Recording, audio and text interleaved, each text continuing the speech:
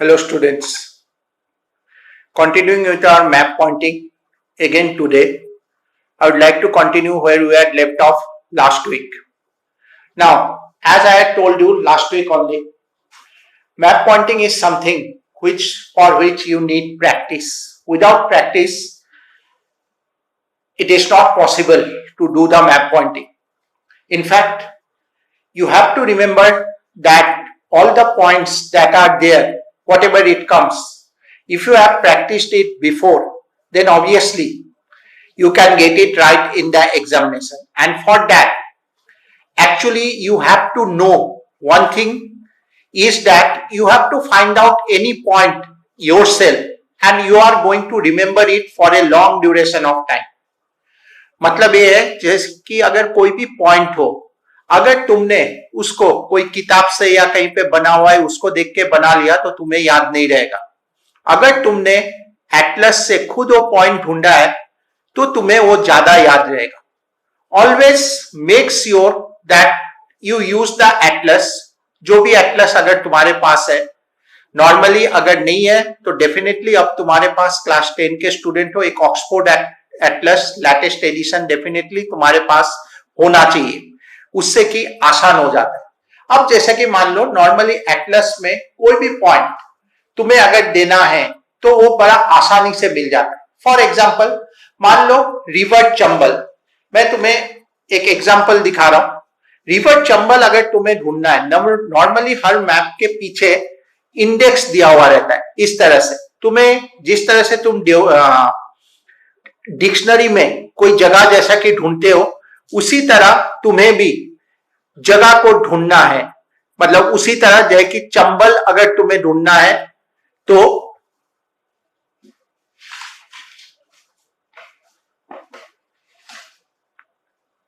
Like यहां पे अगर देखोगे से रिवर चंबल, ये देखो यहां पे दो जगह पे चंबल दिखा रहा है.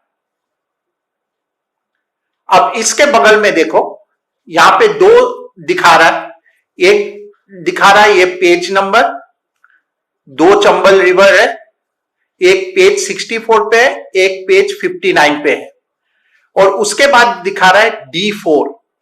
या और एक का केस में मैं पहला वाला ही ले रहा हूं, पेज 64 में D4. अब ऑक्सफोर्ड का अगर है तो वहां का पेज नंबर के साथ लैटिट्यूड एंड लॉन्गिट्यूड दोनों दिया हुआ रहता है. अब चलो पेज 64 पे जाते हैं. से going to page 64,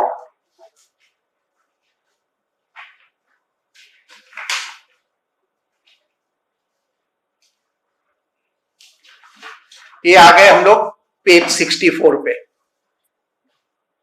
this is page 64. अब वहां पे लिखा हुआ था 64 में D4. इस मैप में अगर ये देखोगे यहां पे A B C D, ये D है. और इस साइड में देखोगे ये देखो 1 2 3 4. तो मतलब ये D का 4 बॉक्स में हमें ये ढूंढना पड़ेगा. और ये अगर तुम क्लियरली देख सकते हो ये दिखाया गया है, ये देखो चंबल रिवर. तो इस तरह से अगर तुम देखोगे तो तुम्हें कोई भी पॉइंट ज्यादा अच्छी तरह से याद रहेगा. और नॉर्मली कोई भी पॉइंट जब तुम देखोगे हमेशा एक याद रखो, कोई भी पॉइंट को हमेशा इस तरह से याद रखने का कोशिश करो. जैसे कि ऑलरेडी उस दिन भी मैंने तुम्हें एक बोला था, जैसे कि दिल्ली, नॉर्मली ये पॉइंट से एक स्ट्रेट लाइन खींचोगे और यहां से एक स्ट्रेट लाइन खींचोगे तब जाके उस जगह पे एग्जैक्टली दिल्ली आता है. यहां से एक स्ट्रेट लाइन, यहां से एक स्ट्रेट लाइन, इस तरह से यहां से एक स्ट्रेट लाइन, यहां से एक straight line, that will be the point of Delhi. उसी तरह से कोई भी जगह अगर तुम ढूंढोगे तो हमेशा उसी तरह से ढूंढने का कोशिश करो कि कौन किसके बगल में, वो याद एक बार हो जाएगा. एक दो बार प्रैक्टिस करोगे तो तुम्हें फट से याद हो जाएगा कि कौन पॉइंट एक्चुअली कहां पे है या किस जगह पे है. से फॉर एग्जांपल मान लो संबर लेक. संबर लेक अगर हमें वो करना है तो नॉर्मली संबर लेक इसके स्ट्रेट और यहां के इसके स्ट्रेट, इस जगह पे ये संबर लेक है. ऑब्वियसली अगर संबर लेक का मैंने तुम्हें लास्ट वीक भी बोला था, कोई भी मैप पॉइंटिंग हो तुम्हें जो नंबर है क्वेश्चन का, या तो 6.1, 6.2, 6.3, मान लो 6.2 है तो यहाँ पे 6.2 वैसे ही लिखोगे, और समबर्ड लेक जैसा है उसी तरह से लिखोगे। सेम केस यहां पे भी इंडेक्स में भी उसी तरह से बनाओगे, और यहां पे भी लिखोगे समबर्ड लेक। ओके, अब और एक चीज, बेसिक चीज ख्याल रखना, कभी भी मैप पॉइंटिंग में जहां तक हो सके, अगर किसी लड़के का हैंडराइटिंग बहुत अच्छा है, इफ समवन्स हैंडराइटिंग इज बहुत is very good, then of course it does not matter. लेकिन अगर हैंडराइटिंग अच्छा नहीं है, मैप पॉइंटिंग साफ सुथरा होना चाहिए। कोशिश करो कि कैपिटल में लिखो, जिससे कि क्या होता है, देखने में अच्छा लगता है, साफ सुथरा लगता है। अगर तुम यहाँ पे हैंडराइटिंग अच्छा नहीं है, वो फ्री हैंड में लिखने लगोगे, तो देखने में इसी जगह पे अगर तुम मान लो इस तरह से अगर समबर्ड लेक लिखते, तो नॉर्मली देखने में उतना अच्छा नहीं लगता है। इसलिए कोशिश करो जहां तक हो सके कैपिटल में लिखो।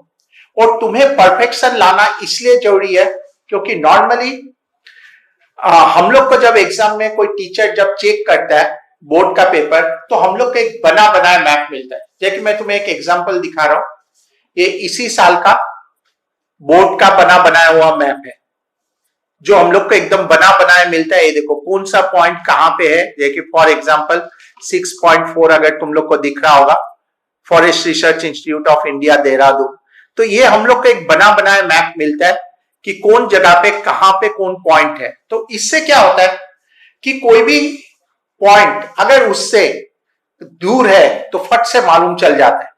सो it is actually very important that you have to be perfect. थोड़ा बहुत इधर उधर एग्जामिनर के ऊपर कंसिडरेशन पे आ जाता है, but you have to be perfect. So for that you need to practice. मैंने पहले भी यही बात कहा है, अगर प्रैक्टिस नहीं करोगे तो अल्टीमेटली तुम्हें अपने दोस्त पे डिपेंडेंट रहना पड़ेगा एग्जाम के टाइम पे। और एग्जाम के टाइम में नॉर्मली कोई भी लड़का मैप हमेशा एंड के टाइम पे करता है, और एंड के टाइम में तुम्हें वो कितना दिखाएगा कितना नहीं दिखाएगा वो बहुत डाउटफुल होता है। इसलिए बेहतर यही होगा कि प्रैक्टिस करो so that you get A perfection. और ऐसा भी ये होगा कि एग्जाम में अगर देख भी रहे हो तो हो सकता है कि तुम्हें देखने में जल्दी जल्दी में सामने में सेम पॉइंट ना दिखाई दे। जो पॉइंट यहाँ पे है थोड़ा नीचे ऊपर कर दिया तो मालूम चला कि तुम्हें नंबर नहीं मिल रहा। तो इसलिए you have to be perfect, and for that practice is necessary. Today also I have given 2 worksheets, and next week also I'll be doing for the last time. Thereafter, of course, we'll be starting with another important chapter, that is of course atmosphere. So till that time, do practice the maps that has been given, and make sure that you keep those maps nicely in a slide bar file, so that it can be checked whenever the school reopens. And again I am saying, practice makes a man perfect. You may have heard it. So make sure that you practice the maps in your free time in the home. And make sure in the maps, you may have old maps also of people who have done the trouble. You may have maps of the old students, like they have drawn all the rivers in one map, all the mountains in one map, all the coastlines in one map. Such maps of course may be there, and you may be thinking that it is there, but at the main time you may not remember it unless and until you do that on your own. If you do it on your own, you are most likely to remember it for a long period of time. So make sure that you practice the map pointing. Don't waste your time. You have got plenty of time now. So please practice the map pointing. This is one of the most easiest thing in geography to score the marks. Okay, that's it for today.